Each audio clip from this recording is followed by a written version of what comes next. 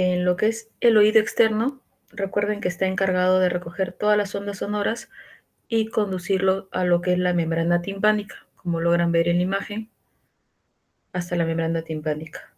El oído medio va a ser el encargado de lo que es amplificar las ondas sonoras y las va a transmitir a lo que es el oído interno. El oído interno va a ser el encargado de transformar todo el estímulo sonoro que ha sido recibido en impulsos nerviosos y estos van a ser transmitidos por la vía acústica hasta la corteza cerebral. Entonces, hay una parte en el oído interno en lo que nos vamos a enfocar en algún tiempo en lo que es hipoacusia, que es la cóclea, que lo conocemos como el caracol, que tiene su estructura ósea en forma de un tubo enrollado en espiral, como pueden ver en la imagen, y va a estar situada en el oído interno.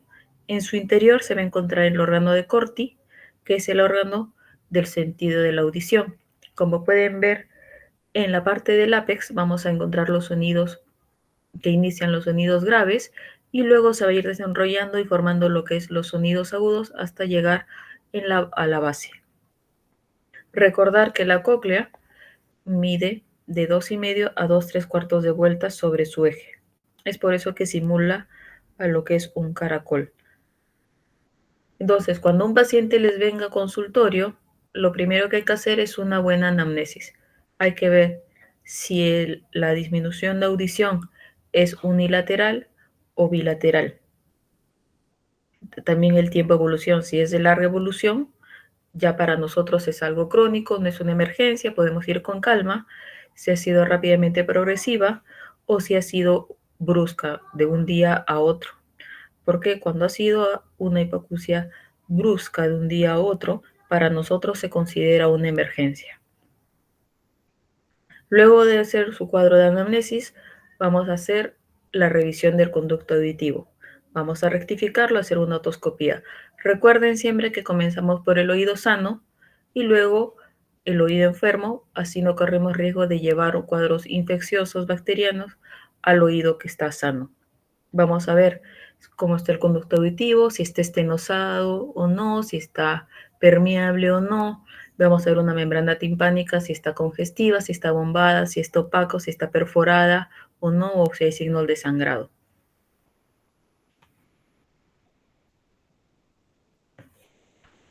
Entonces, cuando ya hayamos evaluado al paciente, recién vamos a poder dar un diagnóstico cercano. Entonces, ya entrando a lo que es netamente hipoacusia, vamos a definir hipoacusia como un déficit funcional que ocurre cuando se pierde la capacidad auditiva en mayor o en menor grado, que puede ser por alteración del conducto auditivo externo y medio, donde nos vamos a dar una hipoacusia conductiva, o por una alteración ya de la percepción y la transducción del sonido en el oído interno, que la catalogamos como una neurosensorial. También tenemos las mixtas, que es la alteración también del externo y medio. Entonces, si tenemos en consultorio lo que son los diapasones, podemos hacer la acumetría, que es la primera prueba para catalogar si la hipoacusia es conductiva o neurosensorial. Entonces, dentro de lo que es la acumetría va a agrupar una serie de pruebas que son realizadas con el diapasón. Si las exploraciones más útiles son en la práctica clínica, como la prueba de Rinne y de Weber. Entonces, en la prueba de Rinne, como pueden ver en la imagen, va a consistir en comparar la audición por vía ósea, que vamos a colocar el diapasón. Primero vamos a dar un golpe al diapasón para que emita un sonido y lo vamos a colocar en mastoides, ¿sí? Y vamos a comparar con la vía aérea, que es colocar el diapasón frente al conducto auditivo externo. Entonces, si el paciente va a percibir más tiempo el sonido en mastoides, que va vía ósea, nos va a orientar hacia una hipoacusia conductiva o de transmisión. Y vamos a colocarlo como Rinne negativo, ¿sí? Entonces, Rinne negativo es una hipoacusia de conducción. El Rinne positivo va a indicar que el paciente oye mejor por el diapasón de vía aérea que está delante del conducto auditivo externo y nos va a llevar más que todo a una pérdida de audición neurosensorial, ¿sí? Ahora, La prueba de Weber, que es la complementaria a la prueba de Riné, consiste en aplicar el diapasón en la línea media, en la frente o en los incisivos, y en todo caso también va a haber dos situaciones. Vamos a golpear igual el diapasón, lo vamos a colocar, por ejemplo, en medio de la frente, y cuando el paciente perciba la misma intensidad sonora en ambos oídos, lo que indica que es simetría, no es una audición normal. ¿Sí? La otra situación es que el Weber esté lateralizado a uno de los dos oídos. Si el Weber se lateraliza hacia el oído con mejor audición en las hipoacusias neurosensoriales y hacia el lado patológico es una hipoacusia conductiva. Entonces, como pueden ver en la imagen, si el ruido va hacia el lado sano es una pérdida neurosensorial. Si el ruido va hacia el lado que está enfermo es una pérdida conductiva. ¿Sí? Es un poco confuso, pero ya de acuerdo como vean el cuadro se va a orientar mejor. Entonces, estas pruebas de acumetría no nos permiten dar un diagnóstico en sí tan certero, solo nos van a decir si hay pérdida auditiva conductiva o neurosensorial, pero no nos dicen en qué grado o qué frecuencias pueden estar tomadas. Entonces, lo que es más preciso es una prueba de audición, una audiometría tonal, que es la prueba audiológica más importante. Entonces, vamos a tener que en la parte lateral van a estar los decibeles. Tenemos de 0 hasta 120 y acá van a estar las frecuencias. De 125 a 500 lo vamos a catalogar como son los sonidos graves. Vamos a decirlo por la voz de los varones. Y de 1000 a 8000 tenemos los sonidos agudos, por decir la voz de las mujeres. En lo que es otorrino, siempre vamos a tener en cuenta el color. El color rojo es oído derecho, el color azul es oído izquierdo. Entonces, de 0 a 20, si el paciente escucha, cuando nosotros le colocamos los audífonos y enviamos ruidos, él nos indica que escucha en 10 o en 20, lo vamos a catalogar como una audición normal. De 21 a 40 lo catalogamos como una pérdida auditiva leve. De 41 a 70, pérdida auditiva moderada. Y de 71 a 90, severa. Abajo de 90 ya lo catalogamos como cofosis, que el paciente ya no está escuchando. ¿Sí? Entonces, ahora vamos a empezar a hablar de lo que es una hipoacusia conductiva, que son producidas por la lesión al sistema de transmisión de las ondas sonoras, como pueden ver en la parte azul, conducto auditivo externo, membrana timpánica y llega hasta lo que es la cadena osicular. Entonces, ¿qué característica hay en la hipoacusia conductiva? Que el paciente nunca va a alcanzar pérdidas severas o profundas de audición. Cuando hagamos audiometría, máximo va a llegar hasta 50 a 60 decibeles. No hay trastorno de intangibilidad de la palabra, que significa que el paciente entiende lo que se le habla. Ahora, ¿qué va a pasar? Que como siente que no está escuchando, que hay algo de disminución de audición, tiene la sensación de oído tapado, igual el paciente va a hablar en voz un poco más baja o se va a escuchar cuando habla. También se puede agregar lo que son tinnitus o acúfenos. El paciente les va a referir que tiene un ruido en el oído. Entonces, la hipoacusia conductiva vamos a hacer por alteración del oído externo y alteración del oído medio. En alteración del oído externo tenemos las alteraciones del primer arco braquial, que pueden ser una agenesia, un esbozo de oreja, una agenesia de conducto auditivo o un esbozo del martillo o del yunque. Luego tenemos lo más común que pueden encontrar en la consulta, que es el tapón de cerumen. Recuerde que el tapón de cerumen les va a dar disminución de audición, les puede dar ruidos en el oído como tinnitus, sensación de oído tapado, puede ocasionar dolor y en algunos cuadros puede llegar hasta el paciente presentar vértigo por tapón de cerumen. Luego tenemos lo que vamos a encontrar mayormente en niños, los cuerpos extraños. Tenemos los cuerpos extraños animados, como los insectos, las moscas, las polillas, las cucarachas, como también tenemos los objetos inanimados, como es el algodón del hisopo, perlas, cuencas de collar, arena, piedritas, todo eso. Tenemos también los que es el osteoma, que son neoformaciones óseas que son de naturaleza benigna, ¿sí? Que van a ser constituidas por un hueso eh, o por un hueso maduro, que son lesiones bastante aisladas, que pueden ver que son pediculadas, como está en la imagen, sobre las suturas tímpano-mastoideas, ¿sí? Luego también tenemos lo que son la autoesclerosis, que lo vamos a hablar más adelante. Ahora, del oído medio tenemos lo que son las perforaciones timpánicas. Las perforaciones timpánicas, como pueden ver en imagen, que pueden ser traumáticas por golpes, por manipulación con el hisopo, por procesos infecciosos que no han sido bien tratados. Luego tenemos la presencia de líquido en oído medio, que lo catalogamos como una otitis media serosa, que van a ver que atrás del tímpano va a haber líquido, va a haber burbujas, que esto se da por un proceso de obstrucción nasal que ya obstruye la ventilación del conducto auditivo y se comienza a llenar de secreción o de mucosidad.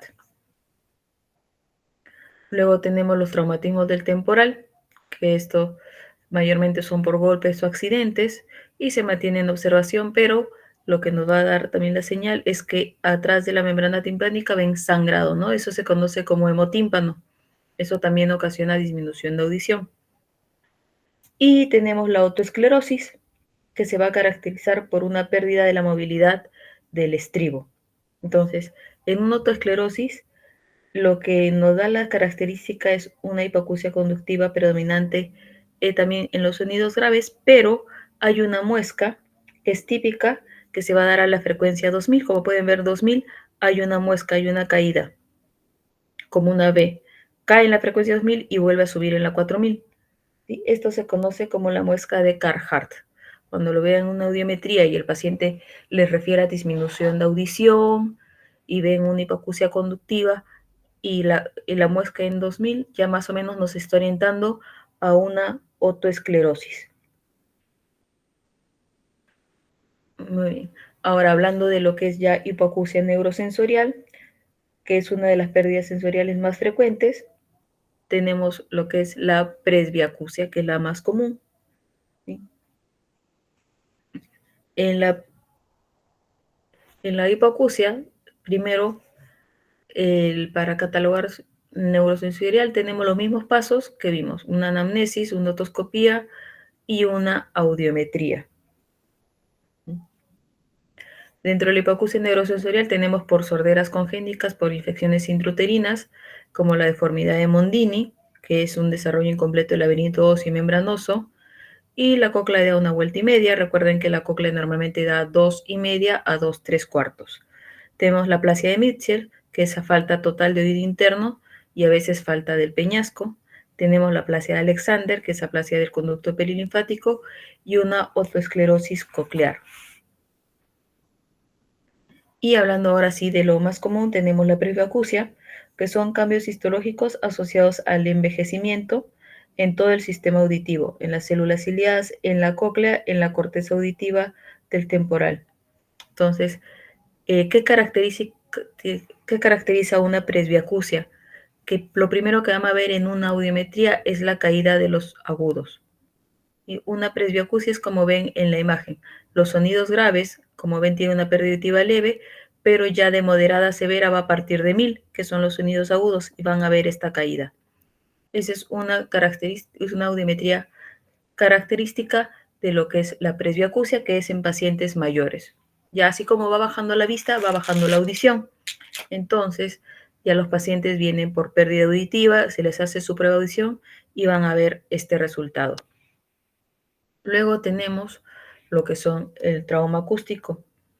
En el trauma acústico vamos a tener en cuenta si es unilateral, que ya lo catalogamos como un proceso agudo, y si es bilateral, como un cuadro de trauma acústico crónico.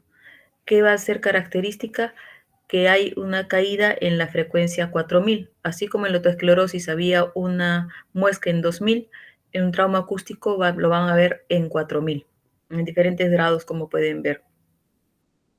Entonces, si es un proceso agudo, es unilateral, ha sido reciente, está dentro de las primeras 24 horas, damos tratamiento con corticoide y tenemos posibilidad de ver un poco de recuperación de lo que ha sido la pérdida auditiva y disminuir también el tinnitus que es ocasionado.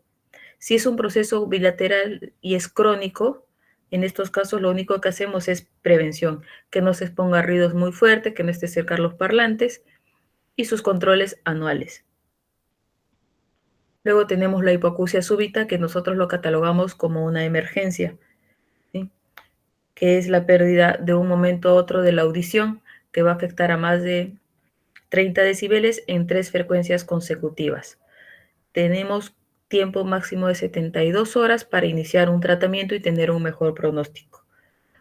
¿Cuáles son las causas? Está la teoría de los procesos virales, un proceso de resfrío que llegó, inflamó el nervio auditivo y ocasionó la pérdida auditiva, vascular, la autoinmune, mucho más alejada ruptura de membrana basilar y se ha visto en pacientes jóvenes por situaciones de estrés.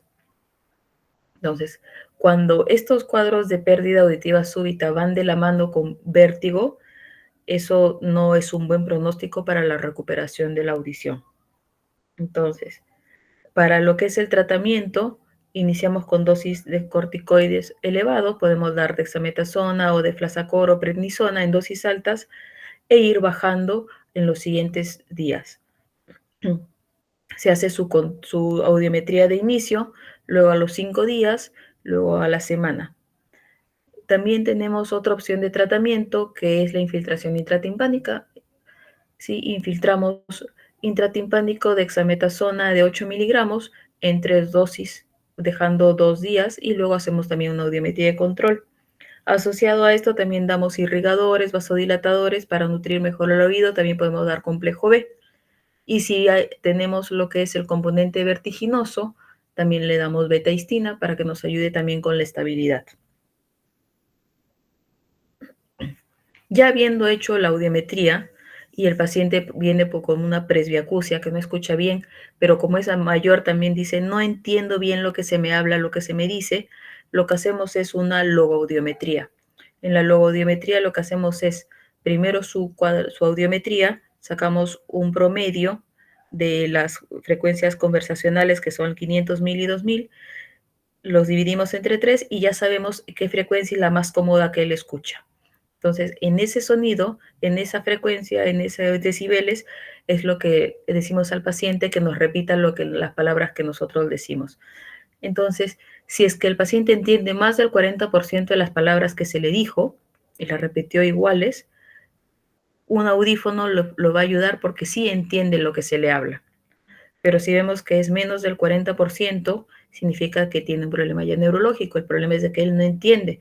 Y aún así yo le ponga un audífono, lo único que le va a hacer al paciente es bulla, porque no entiende lo que se le habla, va a hacer un ruido a mayor nivel.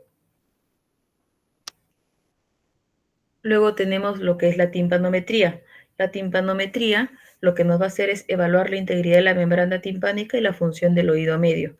Entonces, como pueden ver en la imagen, tenemos el timpanómetro, el chupón ingresa al conducto auditivo y va a introducir presión positiva o negativa y nos va a dibujar una curva. Esta curva, como pueden ver en negro, es un triángulo, está en el medio, es una tipo A, lo catalogamos como normal. Una AS nos lleva a pensar en una autoesclerosis o una fijación de la cadena osicular. Una tipo C, ¿qué pasa? De que el oído ya no está ventilando bien, que hay un problema en la trompa de Eustaquio, hay un problema ventilatorio.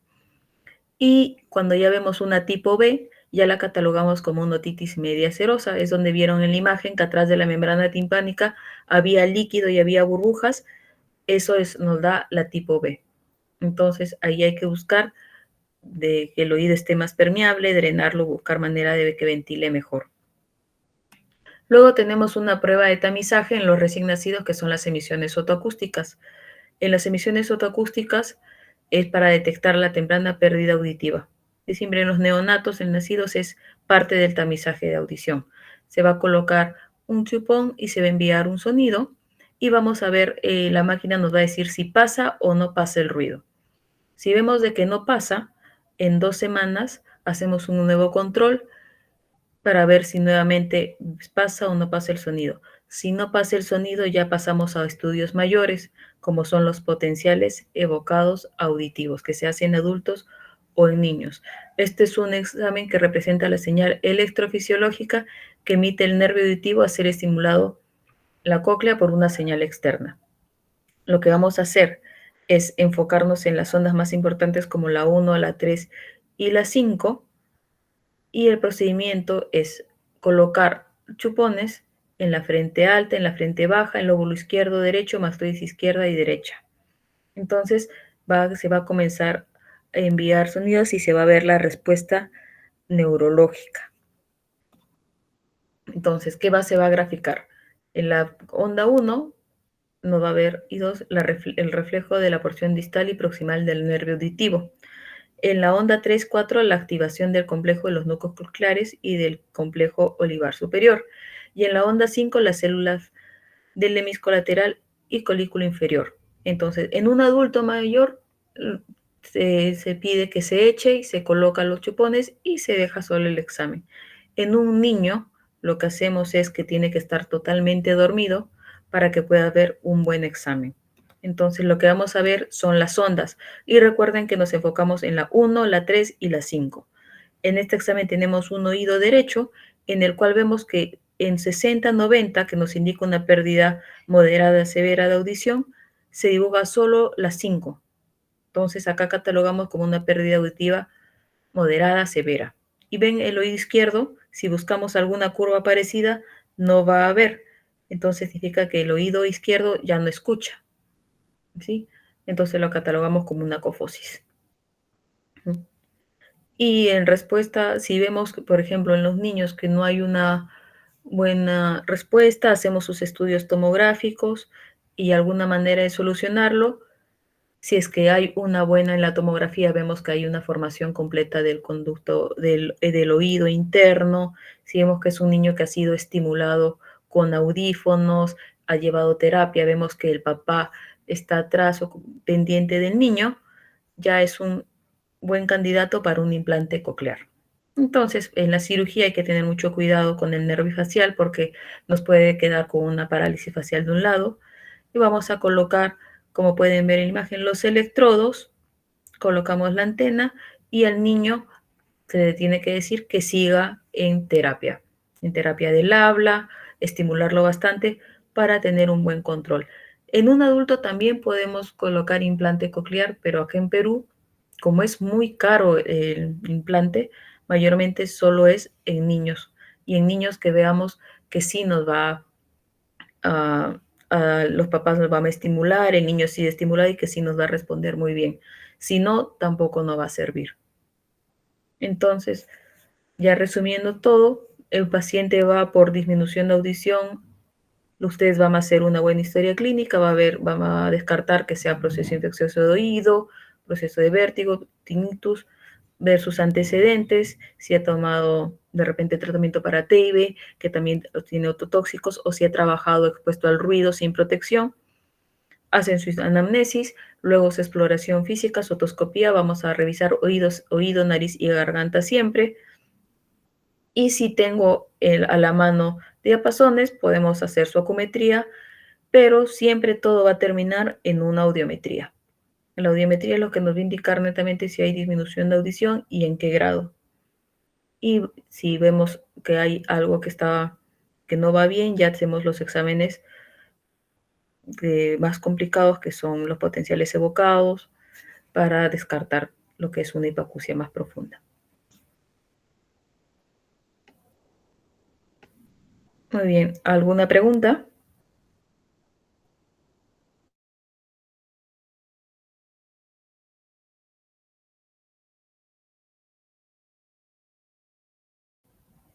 Muy bien, si no hay ninguna pregunta, eso sería todo por hoy día. Ya la siguiente semana estamos revisando el tema de otorrinopediatría. Buenas Muchas noches. gracias, doctora. Gracias, doctora. Hasta luego.